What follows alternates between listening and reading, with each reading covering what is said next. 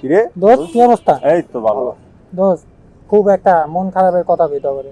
Balance ডেতে তোর ভাবির হলে ঘুরতে যেতে পারিনি। আরে কোন জায়গা? তোর বাপে তাহলে ওর মনটা ফুরফুরা করে দেই। চাম্পু আছে দোস্ত, হ্যাঁ দে বানা। বানা এ, আজকে তোর লগে খামু।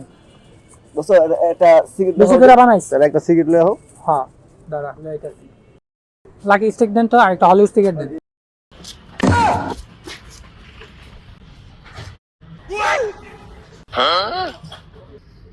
কি বেচতা তুমি এই জায়গায়? তুমি সিগারেট ভিডিও খাও? আমি কি একলাই কট খামো? আজকে আরে কটটা খাওয়াই দিই। কাকা চলেন, আপনি আজকে একটা জিনিস দেন। কি হইছে কাকা, কি দেখাইবা? আইন কাকা 14 ফেব্রুয়ারিতে বলে গার্লফ্রেন্ড লাগু ঘুরতে যেতে পারে না।